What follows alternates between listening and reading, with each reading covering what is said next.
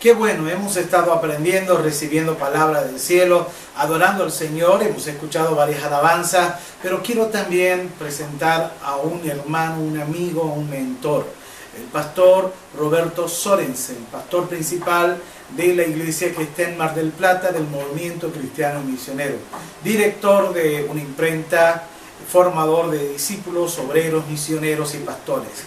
Una de las obras más grandes e influyentes en Argentina, en el centro del país y en el mundo entero.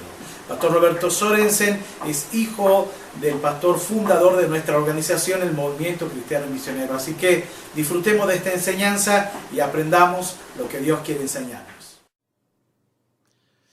Dios bendiga a todos mis amados hermanos en Mérida y Venezuela y los que escuchen este video, esta enseñanza, no sé, esta participación que vamos a tener. He sido invitado por nuestro querido hermano Marcelo hace unas semanas atrás para poder llegar con un video, con alguna enseñanza, con una palabra. Y bueno, la verdad que mucho gozo, mucha alegría para mí poder hacerlo. El que les habla el pastor Roberto Sorensen, aquí de Mar del Plata. Dios me permitió estar hace algunos años, estuvimos con el hermano Pablo Flores, visitándoles allí en las conferencias que se hicieron, y la verdad que siempre hemos tenido ese lindo recuerdo de esos días pasados en aquel lugar, en la iglesia, bueno, muy pujante en aquel tiempo, el salón que tenían, bueno, la hermandad. Fue un momento muy, muy hermoso, muy impactante para nosotros pensar que eran obreros nuestros hermanos de acá de Argentina, de Santiago del Estero, y que bueno, que el Señor les había permitido hacer una obra muy importante en poco tiempo. O sea que realmente nos volvimos muy, muy bien impresionados y siempre se mantuvo esa relación, ese contacto con vuestros pastores. Y bueno, hemos sabido de las luchas, las batallas tremendas que han tenido, incluso cuando nuestro hermano por razones, bueno, políticas o por lo que sea, estuvo detenido. Todo esto nos llevó aquí en Mar del Plata, que lo conocemos, que los hemos tenido de visita, y a la obra del movimiento en general, a orar mucho por ustedes, por lo que estaba pasando en la iglesia, ¿no es cierto? Y bueno, también gozándonos cuando hemos escuchado de las victorias que el Señor les ha dado, y bueno, cómo han podido seguir, si bien sabemos que la situación por ahí en general, bueno, en todas partes, y mucho más ahora con esto que ha pasado, esta pandemia tremenda, ¿no es cierto?, que ha afectado a todo el mundo, Bueno, ha sido un tiempo difícil, un tiempo de prueba. Yo decía que una de las enseñanzas apostólicas fundamentales es el hecho de congregarnos. Por ahí dice, ¿no?, la palabra, no dejen de congregarse como algunos tienen por costumbre, ¿no? El hecho de congregarnos es un tema vital, fundamental para la iglesia. Y bueno, sabemos que justamente a raíz de todo este coronavirus y bueno, estas pandemias mundial, justamente una de las cosas que se nos ha afectado es esa posibilidad de congregarnos. Nosotros acá en Mar del Plata tenemos un templo, gracias a Dios, hermoso, muy ubicado, otros pastores los conocen, templo que siempre ha estado abierto, siempre, décadas, desde que se fundó la iglesia. Y bueno, ya hace 8 meses prácticamente que no tenemos reuniones. Es un museo, está limpito, prolijito, pero vacío. Y es un lugar de muchísimo movimiento de gente, de cultos, reuniones de toda índole. Así nos pasa con el tabernáculo también. Un lugar hermoso, maravilloso, grandísimo, y que está todo cerrado. Gracias a Dios que hemos podido seguir ministrando la hermandad a través de internet, a través de los medios, estos videos, cultos que tenemos por internet o a través de la radio, que tenemos aquí la radio La Voz Amiga. Y esto, bueno, nos ha permitido seguir en contacto, ¿no es cierto? La iglesia Mar del Plata también es una iglesia que hace muchos años, casi desde sus comienzos, estuvo, su diseño fue a través de grupos anexos, grupos familiares, en fin. Y bueno, gracias a eso que hoy la iglesia puede seguir en contacto prácticamente con toda la hermandad a través de los líderes, a través de los pastores, de los obreros. Bueno, ha sido todo un desafío poder llevar esto adelante y que sea todo, y que siga, por lo menos, ¿no es cierto?, no perder el contacto con la hermandad y que la iglesia no termine cerrada, sino hay iglesias que se han cerrado, iglesias que han tenido que cerrar, iglesias que alquilaban lugares que no han podido continuar pagando sus alquileres, otros que por distintos motivos quizá no han podido seguir, ¿no? Realmente esta pandemia se ha llevado muchas cosas, ¿no? Y aún como país también, ¿no es cierto? Sabemos que la economía argentina ha sido floja, débil, y bueno, Venezuela le ha pasado algo parecido también, muchos problemas, y con esta pandemia se ha agravado todo.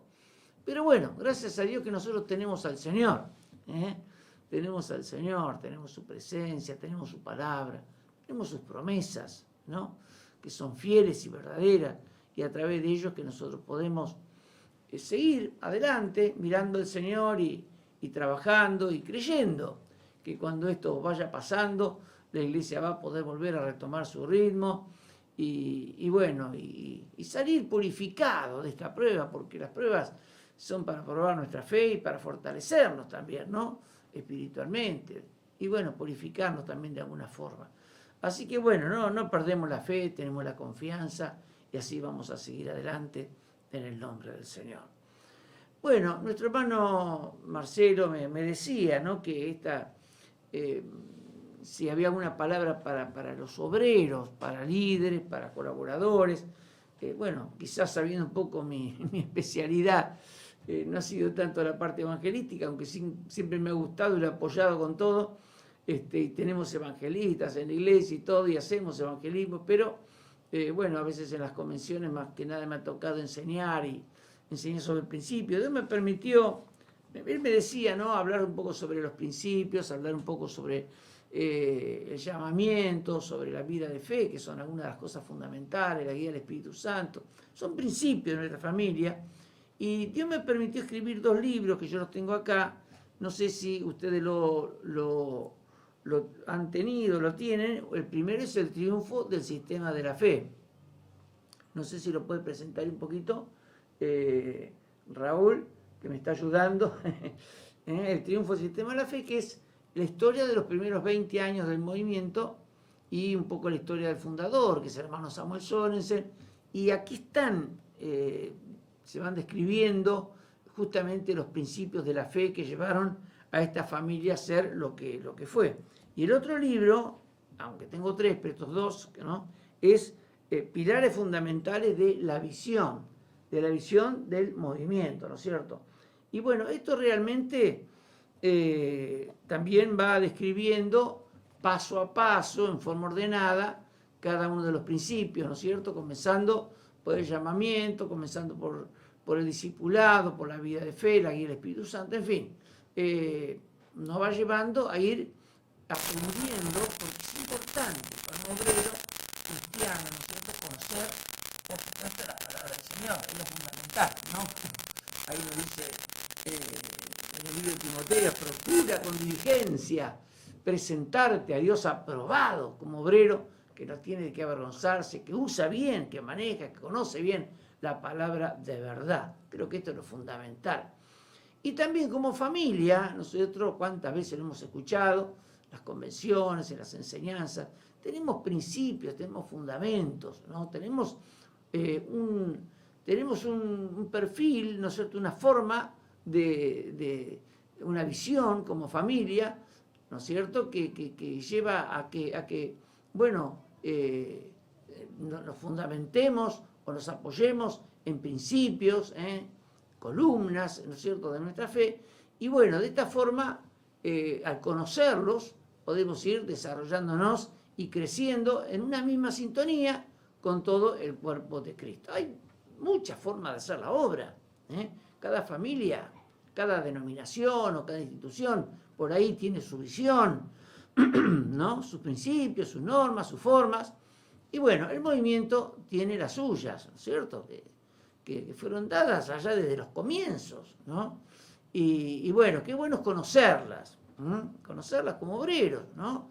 Quizás esto nos hace falta para predicar el Evangelio y ganar almas, quizá no, pero sí para guiar, para llevar adelante la obra, para establecer obreros, para poder enviarlos, y saber sobre qué principios, sobre qué fundamentos los estamos enviando, como un día fueron enviados ahí a Venezuela y a tantos otros lugares, ¿no es cierto?, obreros de la familia, y bueno, y han podido hacer la obra del Señor porque había un fundamento, porque había principios, ¿no?, cosas que aprendieron que tienen que ver con esta visión, y bueno, y apoyado en eso, que obviamente todo tiene su base y su raigambre en la palabra del Señor, pudieron hacer la obra del Señor. Y hoy la obra del movimiento es una obra que se ha extendido mucho, primero en Argentina, luego en los países limítrofes de Argentina, que serían Chile, Uruguay, Bolivia, mucho, Paraguay, Brasil, y luego extendiéndose por Latinoamérica y ahora Colombia, Venezuela, Perú y otros países. Y bueno, estos últimos años en Europa, en Francia, en España, en Italia, ahora en Portugal estamos entrando, y otros países, Inglaterra, en fin, de a poquito, ¿no? No ha sido quizá explosivo esto, pero poco a poco se ha ido llegando. Y no sabemos hasta dónde va a llegar la visión de esta familia, pero lo que sí sabemos es que donde quiera que vayamos, vamos a llevar la Biblia.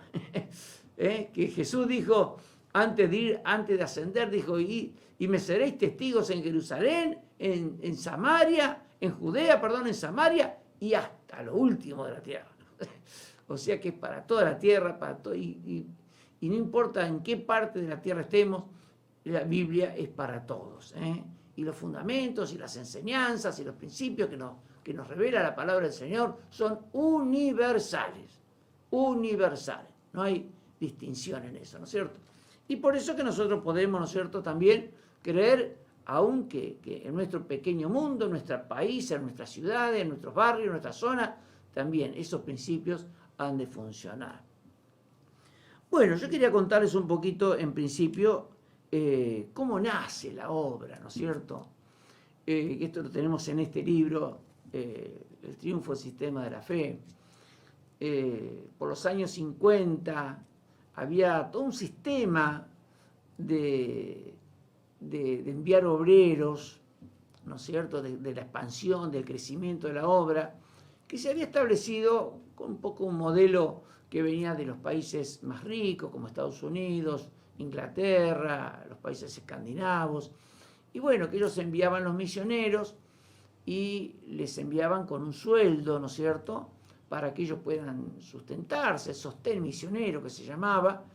Y bueno, ese modelo funcionó por muchos años, muchas décadas, hablando de la obra pentecostal, ¿no?, que comenzaba a principios del siglo pasado. Y bueno, así fueron enviados, países que enviaron muchos misioneros, fueron Inglaterra, Estados Unidos, Suecia, y otros países, ¿no es cierto?, en menor grado, pero especialmente esos países enviaron cientos y cientos y miles posiblemente de misioneros, ¿no es cierto?, tanto a Sudamérica como al África, como a China, no sé, a India, bueno, a todos los países, ¿no es cierto?, a Europa incluso, ¿no es cierto?, a la Europa católica, donde había que llegar con el Evangelio.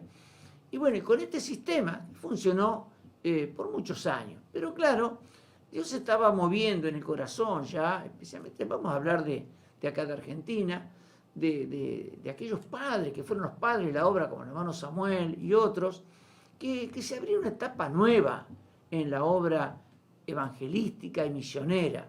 Se abría una etapa nueva, ¿no es cierto?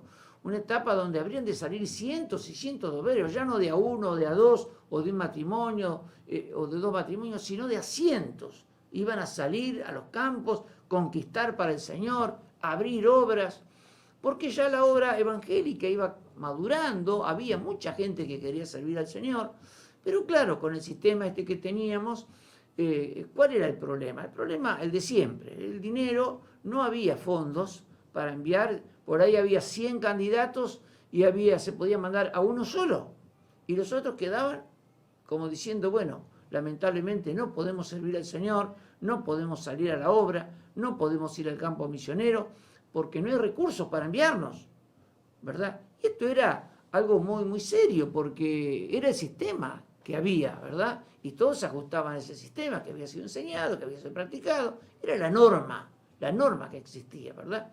Entonces el Señor, cuando empieza a hablar esto, que justamente se da en un contexto de un mover muy fuerte del Espíritu Santo, en una pequeña ciudad que quizá ustedes han escuchado, han leído, Citibel, aquí en la provincia de Buenos Aires, cerca de La Plata, había una escuela bíblica que se llamó la Escuela del Espíritu Santo, porque hay un mover tremendo del Espíritu Santo, Dios hablando palabras proféticas, hablando de lo que habría de venir, en fin, palabras proféticas que muchas fueron escritas y realmente se han cumplido, ¿no es cierto?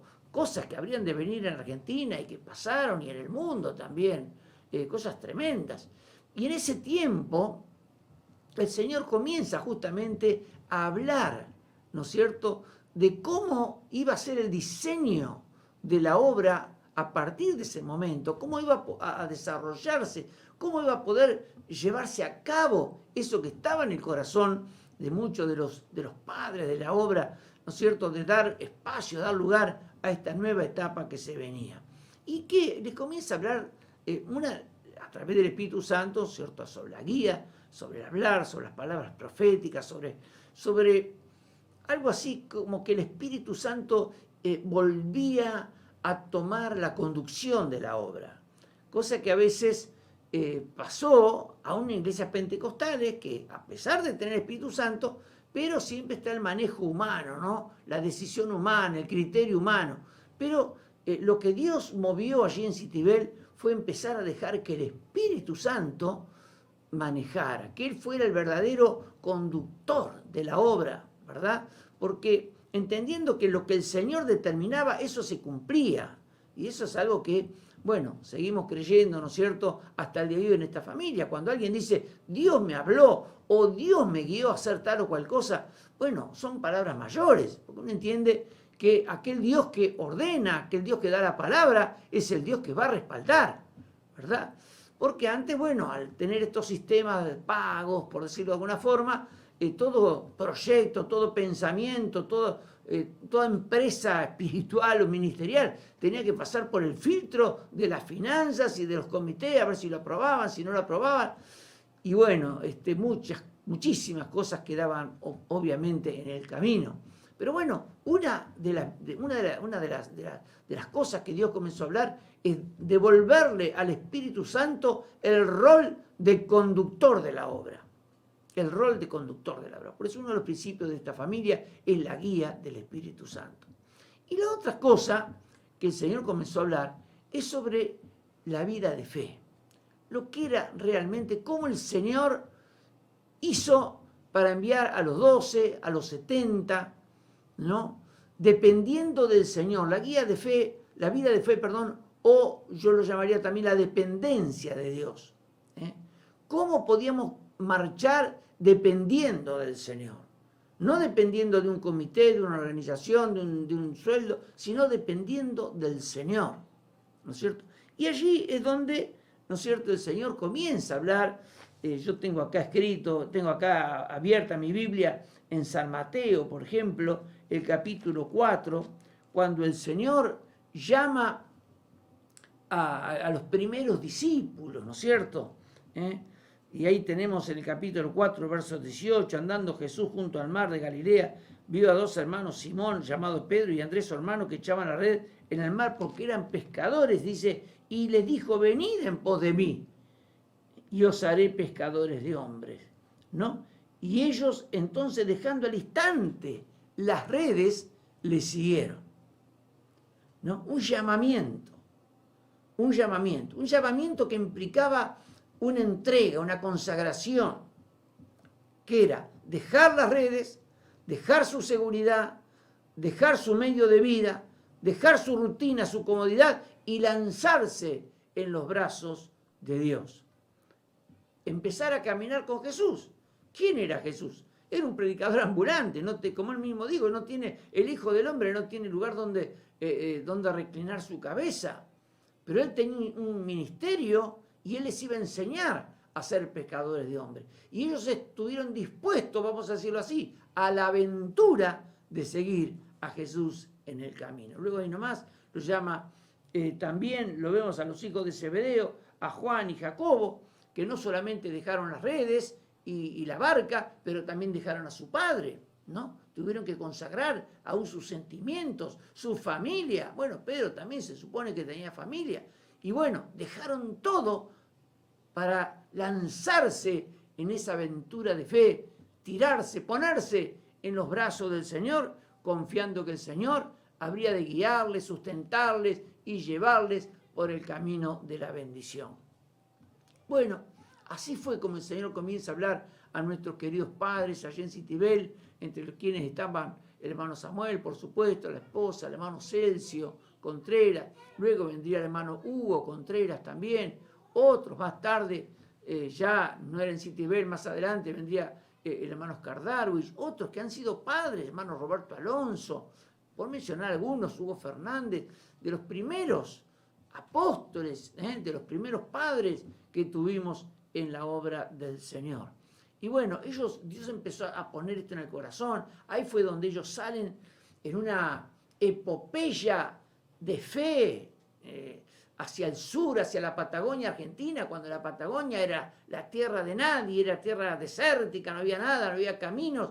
Bueno, allí los lleva el Señor como en una aventura de fe para predicar el Evangelio a tierras desconocidas, a fundar iglesias.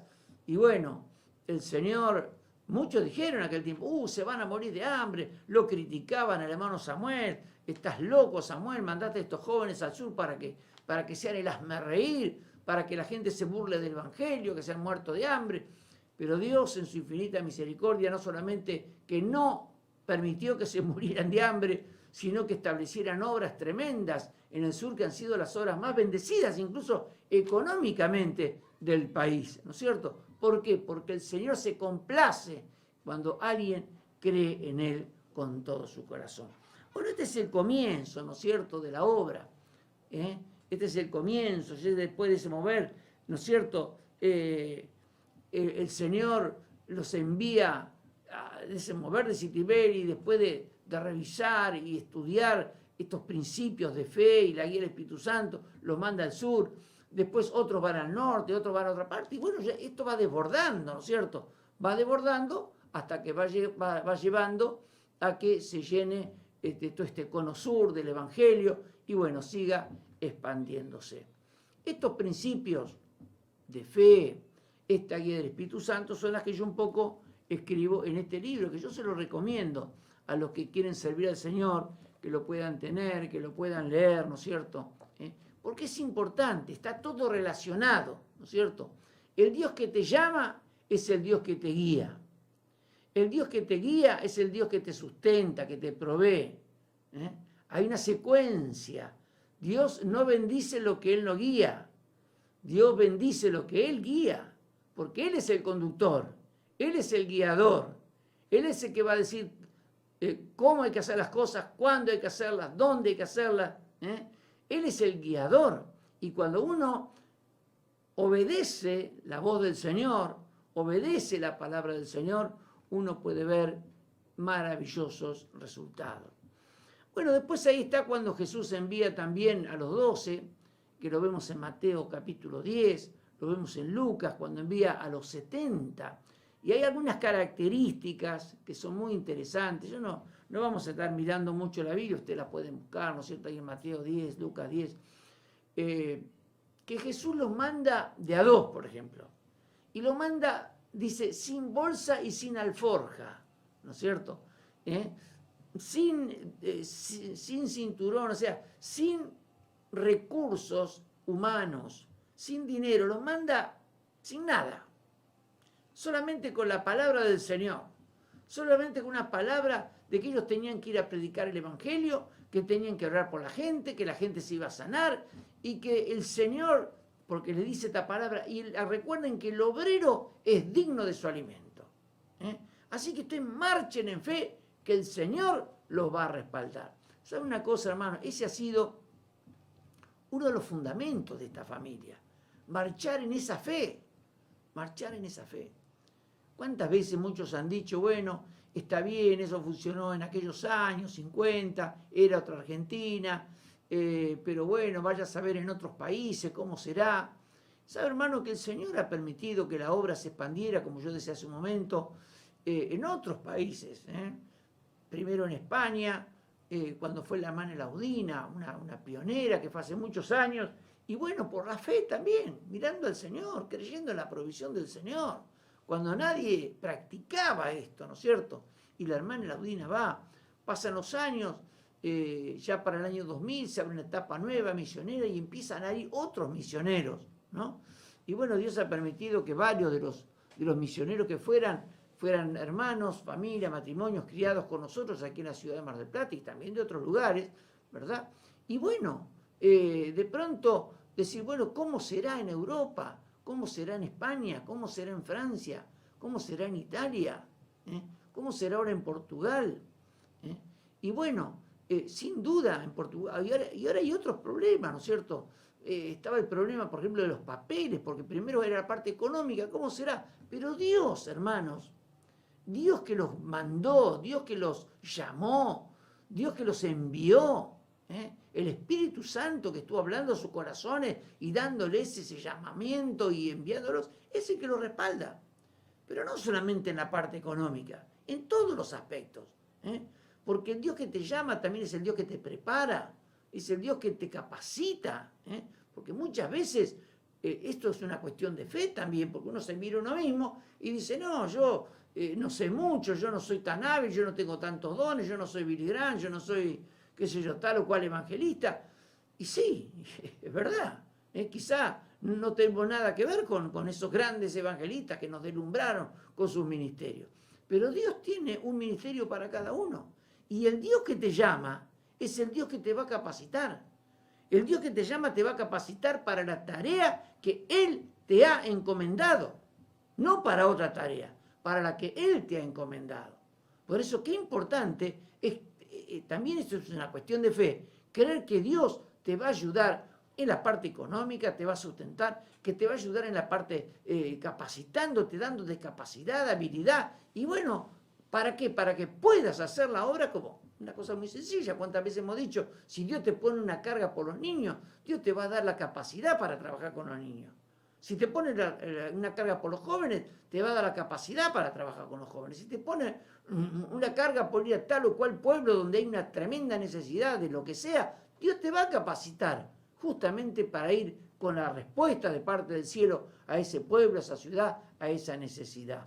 ¿No es cierto? El Dios que te llama también es el Dios que te capacita. Y esto es una cuestión de fe. Amén. Y Dios te capacita, obviamente, a través de los ministerios, cuando somos discípulos, en nuestros primeros tiempos de formación. Pero después toda la vida nos va capacitando el Señor. Uno de los últimos problemas que hemos tenido ahora han sido los papeles. Y bueno, uno de los últimos casos que tuvimos es los obreros que sentían carga por Portugal. Pero ya sabíamos que las puertas estaban cerradas. No había posibilidad.